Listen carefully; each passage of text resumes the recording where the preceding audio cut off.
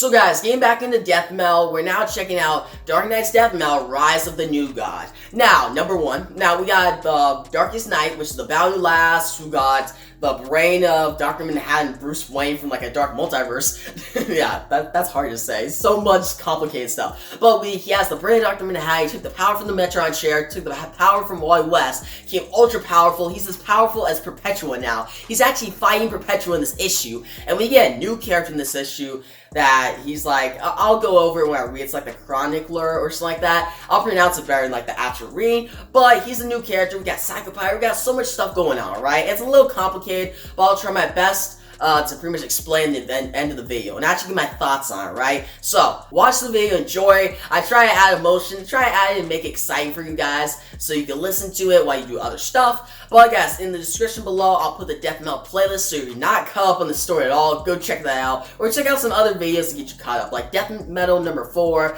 Ramen King number 1. Those are some, starter pack that you can set up for this issue. But yeah, guys, if you're ready, let's check out Rise of the New God number 1. We see the Metron chair, and the captions read, the chair gifted him with pretty much all power to know everything, sight and understanding, a powerful cosmic awareness that he bore alone and guarded fiercely. Metron believed the chair was the key to unlocking the ultimate mysteries of the source, the great energy of creation that lay beyond the barrier of the end of his universe and lived in all things. The power from beyond, whose unseen hands had created the multiverse. Metron died with the mystery still burning his mind, unanswered, the great story unfinished, and now his chair sits, tampered with and broken, its power harnessed by a nightmare set on ending that grand story once and for all. The dark multiverse was never meant to be part of the order of things. Its impossible worlds, twisted echoes of their cousins in the multiverse above, were their refuse of the world forge. Broken universes too unstable to join the orrery of worlds. Its inhabitants today too dangerous to be allowed to interfere with the natural course of events. In the early days of the multiverse, great cosmic powers set the Fugonauts to guard the borders of the dark, to keep it from contaminating reality. It is unlikely that even they foresaw how dangerous it would prove to be. Reality quakes in response to its new dark god, recently bestowed with nigh omnipotence. Every living being feels it from one end of the universe to the other. Refugees from the shadowy multiverse tremble in each other's arms. They had thought they'd retreat to Earth Zero, meant they were safe. But now they see there's no safe place left in all creation. At the end of time, Rip Hunter watches the lights of Hypertime burn out one by one as possibilities die around him. The end is imminent. There is no time left. In the spirit of the gods, the last great powers shudder at this new god's might. They want to believe he can still be stopped. But there remains only one who can rival his power. Perpetua, mother of the multiverse. We see the new god, who is the Darkest Night, confront Perpetua and say, I want you to know something before I kill you. It hurt every time I had to praise your name. Every time I bowed to you. Every lie I had to tell to bend to you my will. I was always going to be the apex predator. I was never going to be satisfied with playing second fiddle to you. Perpetua says, I am older than the multiverse. You foul creature. You are nothing but a nightmare from the dark. Then, that's when the Darkest Night grabs by the shoulder. She begins to bleed. The Darkest Night says, that's right, I'm your nightmare. I'm where your story ends. He then hits her by the chest. Now, that's when the captions continue. The battle rages across every facet of reality, drawing the attention of all those powerful enough to bear witness. Few notice the scourge of alien energy that drips through the fabric of space-time, not from the bleed, but the overvoid. As Earth sits in a greater multiverse, which itself sits in a greater omniverse, and it has been watching. We see this very powerful being come out of his portal, and he watches as the Darkest Night fights against the Perpetua, and they're literally just smashing each other with worlds. Now, that's when this being says, oh dear, this is progressing much too quickly. Two Omega-class cosmic entities could collapse the entire system before a survey is complete. I'll need to perform my function quickly. Now we go to the hellscape. Previously, Themyscira. And Joker says, "Hey, mister, why the long face?" And he begins to laugh. And that's when this being just walks up to him. He says, "Oh, I've got it. You must be the Batman who stuck his head in the oven. That must be it." And he grabs Joker by the neck. He says, "Are you the one who proved presence drew me here?" And he says, "No, you're cosmically insignificant. A strange nuisance on your world. It is a wonder they allow you to live." And Joker says, "Hey, there. You are Roger Hayden." He comes upon the Psycho Pirate, and the Psycho Pirate says, "Who are you?" And this being says, "I am called Chronicler. I am a functionary of the source of all things. I require information." He pulls out his chest. He pulls out a book. He says, "Where the others remember only echoes of what has come before, you remember each iteration of history between crisis-level events. You know the way this world's changed. The Codex Omniversa is recording the history of this world as we speak from the collective memory of your fellow Earthlings. But the information you hold is unique, and I require it." Now, that's when the pretty much Psycho Pirate puts on his mask, and that's when this being looks through the book and sees all his heroes. Wonder Woman, Batman, Robin, Kyle Rayner, Green Lantern, Superman. And he says, oh my. He says, "It is done. I thank you." Psycho Pirate falls to the ground. This being says, "This multiverse is remarkable. I've seen many die, but they are rarely so colorful. I wish I could learn more about these beautiful characters and their stories. But you don't have any more to give me, do you?" Now, Psycho Pirate makes a sad face and says, "You're right. I agree. Doesn't it make you sad that I don't have any more for you to take?" And the being says, And the Psycho Pirate says, my Medusa mask. It should." And the being says, "Oh, I'm capable of feeling for the dead. I have simply come to chronicle what has occurred here, so that it may be remembered when this is all over. These stories seem to be worth remembering, but they have not been cared for." The Psycho Pirate says, "Wait, is this really the end?" And that's when the being walks away and says, "Oh yes," which means there's not much more time to waste before this incredible multiverse is gone. There's more I must learn. He teleports away. You hear a loud vroom. Psycho Pirate falls back. Now, that's when this being shows up into this cave, and you hear a loud crack. And that's when these robots say, "Eliminate intruder." That's when this being goes up to him, just uses a fire and scorches all these robots and says, "This is a waste of your defenses. Your drones are incapable of damaging me. I am an omniversal functionary protected by the source of all things.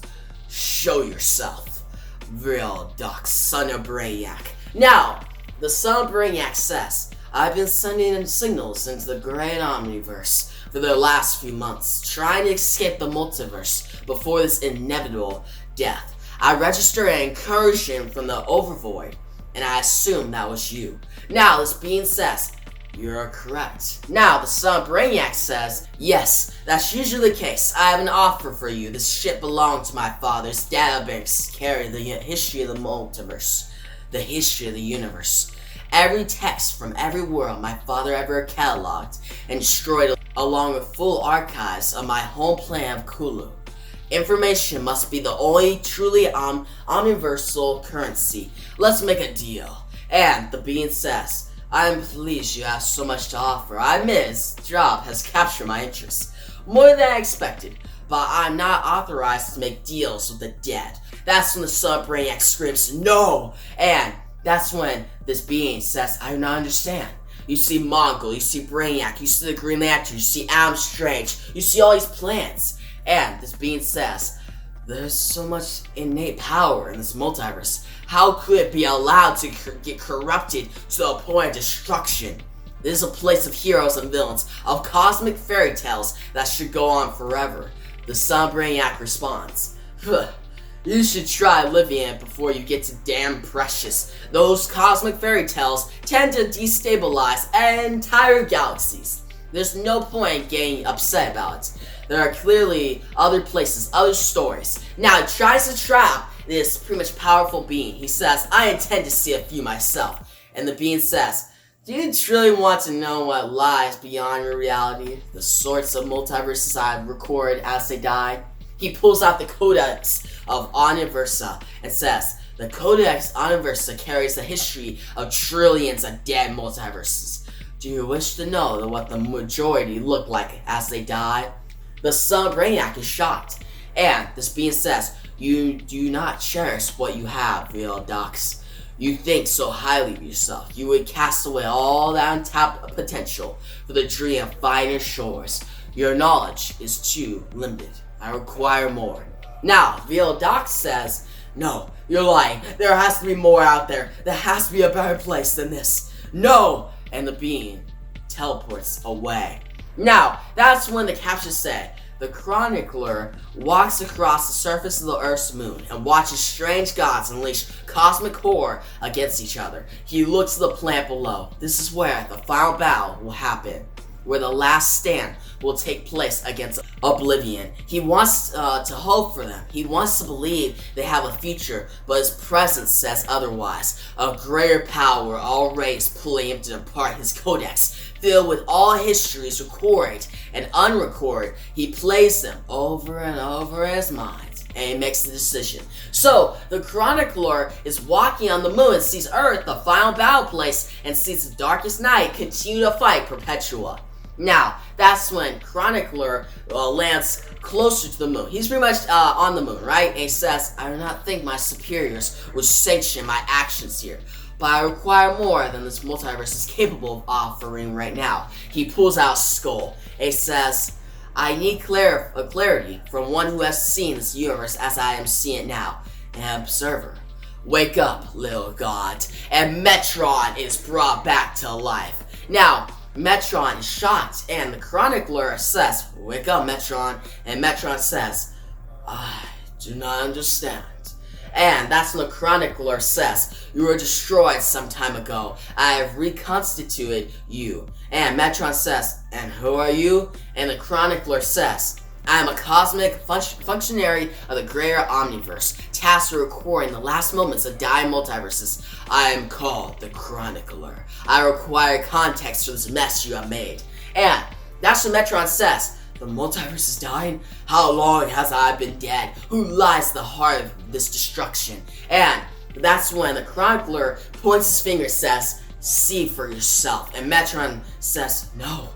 And he looks and you see Darkest Night fighting against Perpetua, and the Chronicler says, you must understand, Metron, I have fulfilled my function for millennia upon millennia by your relay of standards. I have seen many incredible things, many incredible worlds, but they pale in comparison to your place. I've seen beings with extraordinary abilities, but never on this scale. Most of the stories I have written in my book are mundane. They speak of ordinary people succumbing to entropy at the end of a long decay. But the multiverse is different. These stories are different, and now they will be ripped apart by nightmares rather than reach a natural conclusion. You must help me understand. Now, that's when Metron responds and says, all this is new information, Perpetua free, the dark multiverse unleashed. All the secrets of the multiverse lay bare, ripping it to pieces. And the Chronicler says, that is what I wish to understand. Why? Metron says, I was the passive observer. With my Mobius chair, I saw things from a macro perspective. The story I bore witness to consumed me. It carried such tremendous weight and felt so dire. The Chronicler responds and says, I do not understand. And the Metron says, you want to save it, don't you? You want to fix this multiverse and make it right in defiance of your function. The Chronicler does not respond. Now, that's what Metron says. It is difficult to explain. You know, I was once part of a great race of cosmic beings set against each other, an eternal struggle of good versus evil. I watched them unfold over millennia, and I played my part. He continues, dire enough that time and time again I betrayed my function, my meddling in the affairs of gods and mortals, lying to myself that it was all in pursuit of knowledge. But separated from the chair, I see it differently now. I find it all rather beautiful. I even find what this multiverse has done to you beautiful. And that's what the chronicler says, yes? And Metron says, then this multiverse is still serving its function, and it cannot die. This is a multiverse built on belief. The little mortals believe in gods, and so the gods exist. The gods believe in the source, and so the source exists. You are of the source, are you not? The source of creativity and creation that feels all things in existence. You are above me on several ways. Like, the chronicler is way powerful than Metron. Metron says, a being of omniverse, not a being of the multiverse, is still the source exists above you. And the chronicler says, yes. And Metron says the multiverse creates incredible evil so that it might be overcome. And there's always something good enough to counter the ultimate evil, to keep a balance. So it was on Apocalypse and New Genesis. But there are other battles, and now, once again, they rage on. One day, the balance will fail, and perhaps that day is today. But I am comforted by the notion that the source retains a record. You see High Father, you see Darkseid. Metron says, and I'm comforted even more than the one who came to take that record has become a believer in us. That means that our multiverse will never truly die. I will live on in stories and imagination, which at a cosmic scale makes it all real again. The omniverse is infinite, its potential limitless in one form or another. Even if we are truly, fully destroyed, we will live on. And the chronicler says, are you certain? And Metron says, of course not. But I believe. And I believe that if you saw things the way I have, and you follow this grand story from the beginning to the end, you feel the same way. The chronicler takes out his book and says, I want to. Metron shines his eyes. He says, then see for yourself. The chronicler takes in all his knowledge and the captions to read. The chronicler sees the grand story of creation from start to finish in all its cosmic majesty. New emotions swell in his chest. He believes in this universe. He believes in these characters. And in that belief, they become eternal. To be continued. So guys, that's how we end off this particular story. But there's actually a backup story of the Green Lanterns that we'll go into right now. The Bleed. And that's when John Stewart narrates. He says, there's a question you get when you're a leader. A question like a weight dropped on your shoulders. It usually comes in a hushed tone. They say your name first. It's a question like a hand reaching out to you. And when it's reaching out, you're always expected to reach back. That's the promise you have to keep. And that's what Jessica Cruz says. The carrier won't make it. We don't have much time. And John Stewart narrates, says, and here comes the question. Jessica Cruz asks, John, what do we do? And that's when John says, what did Hal say? And Jessica says, he said to talk to you. Are you alright? I mean, after everything that happens. And John says, if I said no, would it matter? And Jessica says, to me, to the existential threat of interdimensional oblivion, probably not. Then she says, the carrier's whole integrity can't withstand much more of this. If the Bleed keeps falling apart at this rate, we'll be erased along with the rest of the multiverse. We could try to risk it. Keep moving. Kyle doesn't think that'll work. Neither do I. We have a lot of lives in our hands, John. John says, we always do, Jessica. Gather the lanterns. It's impossible, guy. It's difficult and it will require all of us. But don't stand there with that ring on your hand talking to me about what's impossible. You see John Stewart, Jessica Cruz, Simon Bass, Hal Jordan, and Guy Gardner all huddled up, trying to come up with a plan. Kyle Rayner says, unified will. Our combined power could break through the barrier. Jessica says, and get us back to Earth Zero? And Hal says, and the lies depending on us. Simon says, I'm all in.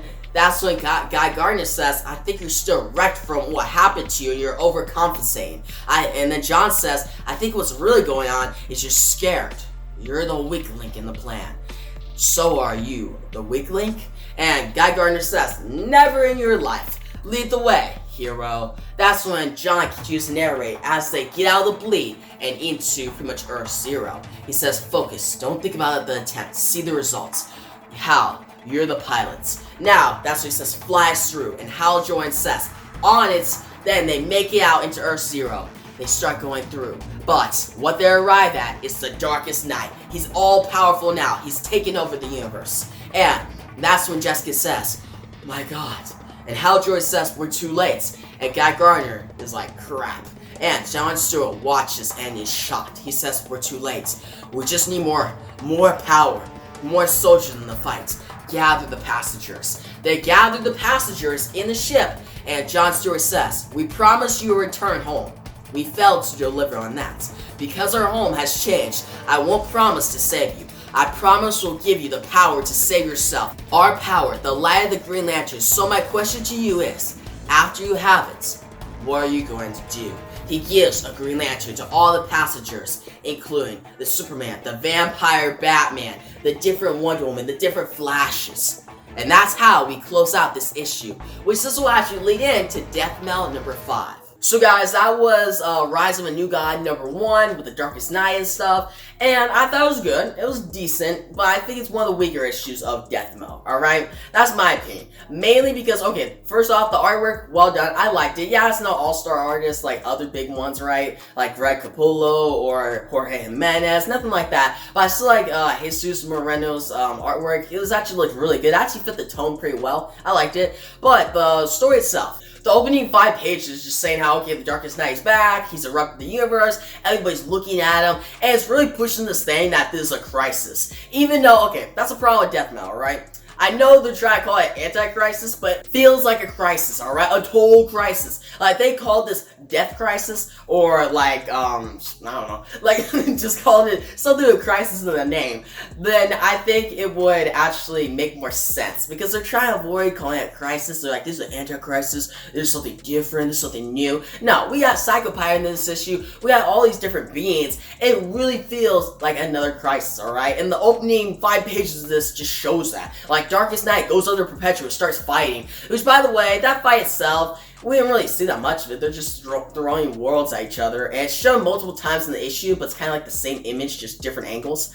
It is pretty cool at first, but at the same time, Perpetua, not a really developed character. She's just a generic godlike character. Then we got Darkest Night, who's kind of overstays welcome, but it's still kind of cool to see him go up against Perpetua. It shows kind of like that he's been trying to defeat her all this time, and he's getting to that point. He's here. Now, the big stuff in this issue, we got this new character, alright? This being who is from the Omniverse. He's a very new character, never seen before in any other crisis, and he's like the Chronicler or something like that. That's why I called him the thing. Yeah, I think he's called the Chronicler, alright? His name's kind of hard to pronounce, but he shows up, tries to get answers, and he sees everything going on, destruction stuff. What he comes to is there's all these heroes, all these villains, all these fairy tales. How are they not able to stop the world from destruction and allow this Darkest Night to take over? That's what he comes to the conclusion of. Now, he goes to different characters like Psychopirate. He sees Joker and just calls Joker, you mean nothing.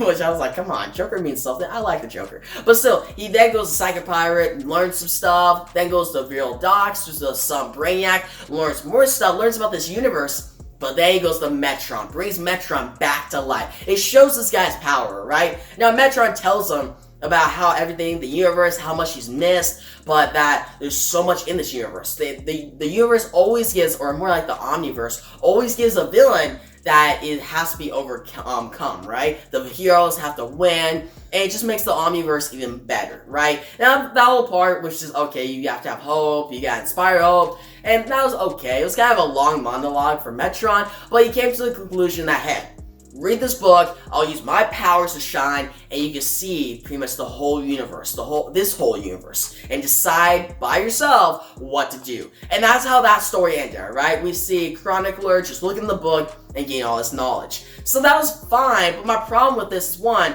Chronicler's design looks terrible, alright? I just say it didn't look that good. It really turned me off the first time I saw it. I was like, what the heck? Like, it looked kind of weird. It was nothing unique, right? Now, he's okay. He's not a super interesting character. He's kind of like the generic, some omnipotent being that's gonna come in and try to get knowledge, try to piece this all together. He's pretty much the guy that just tells you, okay, this is where we're at in the story, let me tell you more, and I'll discover it with you. I'm like, okay, I didn't really care for it. Now, the art and the pacing was cool. It was cool to see the Son of Brainiac, Viral Docs, also see Psychopirate and Metron. Those were some cool scenes.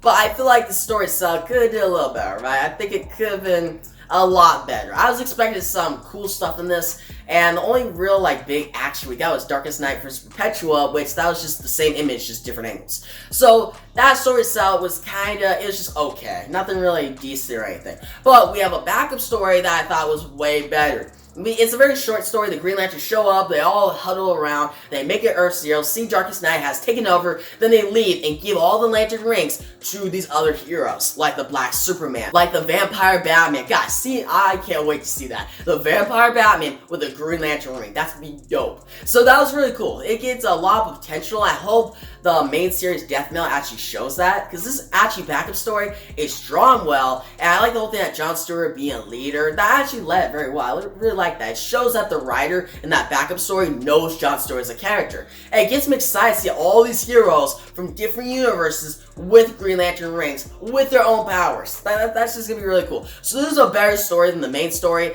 but I still think this entire issue is one of the weaker issues of the main Death Mail series, just because there's a lot of monologue and a lot of tags, and kind of a slog to read at times. But it's still a decent issue. I'm gonna give it a 7 out of 10. You can go check it out. It's not really like it's not a big point of the entire event. Yeah, Darkest Night and Perpetua are fighting. I'm pretty sure in Death Mail number 5, we'll probably see a panel of them fighting, say, oh, they're fighting right now, and then see Darkest Night win, something like that. And Chronicler, he may show up, but if he shows up, he'll just say, I'm an omnipotent being that got knowledge. That's it. There's not much else to summarize with that. So there's not much to get in this issue, and it's kind of long. But you can still check it out if you want to.